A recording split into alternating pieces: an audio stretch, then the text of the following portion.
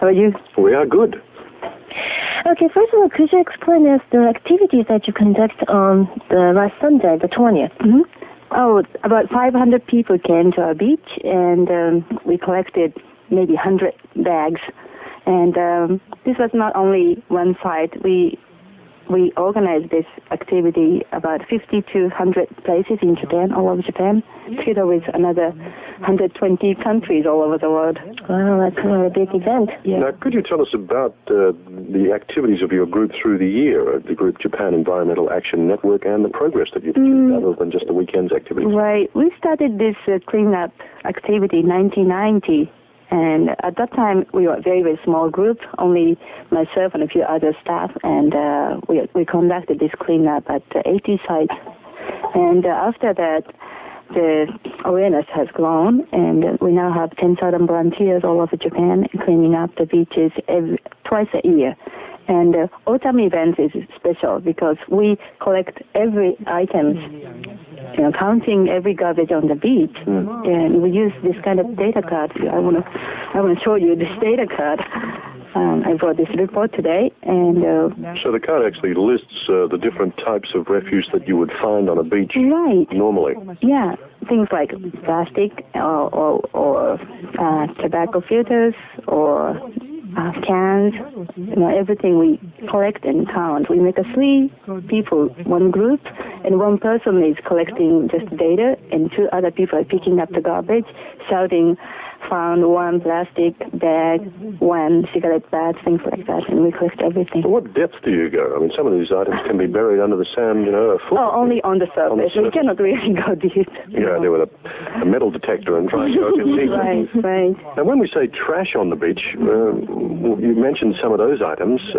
Quite often we hear about ships dropping off large containers of wood and all sorts of weird and wonderful objects.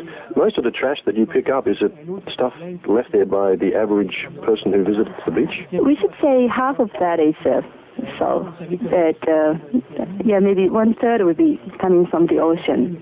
And the major problem of the trash on the beach is plastic. We say 70% of the trash found on the beach is plastic. Plastic, including plastic bottles, plastic anything. Yeah, because it's not biodegradable. It stays there almost forever. Mm-hmm. And what could be caused by these trash, like plastic? What kind of damages can be? Well, it can hurt people, and it will kill marine animals. And they eat them or they are entangled by them.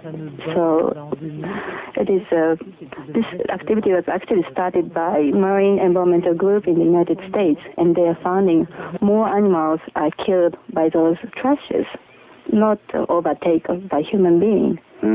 What triggered you to get involved in this? I mean, you said you've been involved in it since about 1990. Yeah. Environmental awareness of this type, I guess, has been going on in a lot of the Western countries since about the late 80s. Right. One day I received a letter from a U.S. group called Center for Marine Conservation.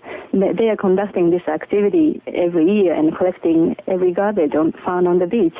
And in the West Coast, they found lots of items are coming from Japan.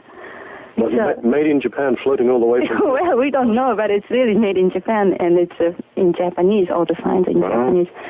So they thought to solve this problem, we have to do this internationally. One country cannot solve the problem because ocean is connected, right?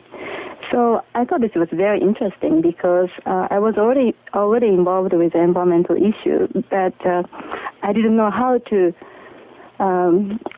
make more people and get involved with environmental issues. And then garbage was the issue, I thought. And okay, I will do this cleanup in Japan. And at that time I was working as an office lady, so I didn't know this event will grow so much. It got so much attention, and since then I had to quit the company to continue this activity. And we have been doing this since 1990. Were you shocked when you first received a letter from the U.S. saying that there's a trash coming from Japan? Yeah, I was very shocked. And I actually I had a picture. This is a beer company, and I brought that photograph to the company. So what was the reaction of the company? They were so ashamed and shocked, and actually they became our first sponsor. Guilt by association. The interesting thing that I've noticed, and I think I've seen it once in a Japanese beach, is that something they've employed, certainly in Australia where I'm from, is a small bobcat, they're called in Australia, like a little bulldozer, little tractor type thing, and it has a rake on the back. And what they do is every morning at 6 o'clock, they go along the complete beach and pick up all the surface garbage. Oh. And that is organized by the local council. Uh-huh. I wonder if that could be encouraged here. Yes, actually. Even in summer, particularly. Mm-hmm. The beach we are doing the cleanup is Kugenuma Kaigan, and there actually local government, Kanagawa Prefecture, has started doing that. And they have, I think it's starting in Japan too. Well, I wonder, with the big major oil spill that happened in Fukui last year, was that last year? Yeah. This year? Last year, whatever. Last year.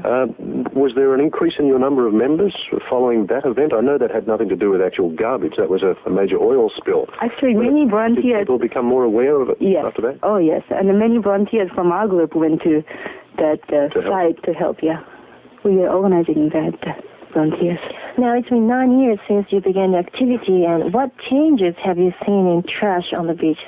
Unfortunately, I say it's increasing, and because of recent small plastic bottle, the 500 milliliter is started used. It's here. Yeah, but we're not going to throw this in the beach. I know. It couldn't reach. But I saw more and more of those, and also we saw there's some success in our 9 years of activities. Things like resin pellets. Have you heard of resin pellets? It's a small plastic pellet or ball. Yeah, it's about 3 millimeters. So that's the type of raw materials for plastic. Exactly. That's found all over Japan. Now, I believe the reason for that is that it has to be used within a certain time frame to be used for the final product. And if it's not used in a certain time, it becomes apparently useless for the manufacturer. So this indicates that perhaps some companies are dumping? Yeah, it's possible. Very possible, because we found it all over Japan, really. And actually, this is international. It's found in other countries which has no plastic industry. The other thing that I've noticed on Japanese beaches, which must be strange to, I guess, this country or only to this country, is the fireworks. Actually, we are collecting every garbage, right, and counting. And fireworks is always top of the list. Maybe last year was number 4 item on the beach. Fireworks. So that's very unique to Japan? Yes, we don't see this outside. Well, when I go surfing, it's normally about 6 o'clock in the morning, and because most people go swimming about 9 or 10, and so you're one of the first ones down the beach, and you're stepping across the sand, getting pieces of stick in your foot, and pieces of ash and fireworks. Right, yeah. So we get to see the beach, what's happening on the beach overnight first. Are the same kind of problems in overseas countries, or is this unique to Japan? This is unique to Japan, yeah. In other words, the Japanese are not conscious of... Well, I'm afraid so. And this item is not in the international data card, so we had to add this item in our Japanese data card. Probably when they first saw it, you go, fireworks? Where did they get this from? Well, that's the main attraction in summer in Japan. Yeah, you can shoot them up in the air and go, but you can pick them up afterwards, can't you? Right. But exactly. People aren't doing that. Now, of course, in the main streets of especially a major city like Tokyo, there are not many garbage cans.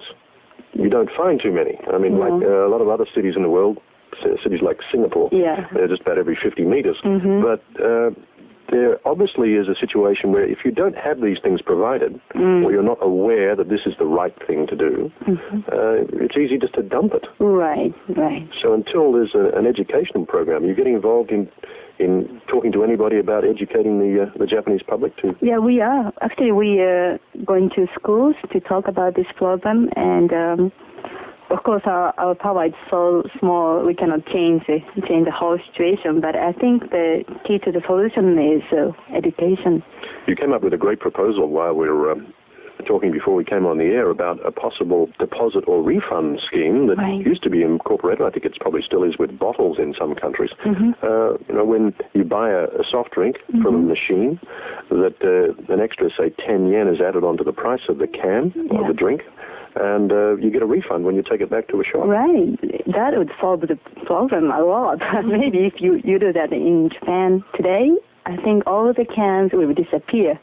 it has to be a certain amount. If it's 1 yen, I don't think it's so effective. It has to be about 10 yen. Well, I know in many countries in the world during the summer holidays, young kids, and when I was a kid, that was the way we made pocket money. Oh, you did? You went around collecting cool drink bottles all over the beach, picked them up and took them up to the shop, and that kept you going for the whole day. Yeah, we have to have right incentive to solve the environmental problems. Well, I'm sure your group will grow, and awareness will grow as well. Thank you very much. Thank you very much for coming into the studio today to tell us about it. Thanks. Well, thank you very much, Ms. Kikuchi. And today we had Ms. Yumi Kikuchi, co-director of Japan Environmental Action Network, as our guest.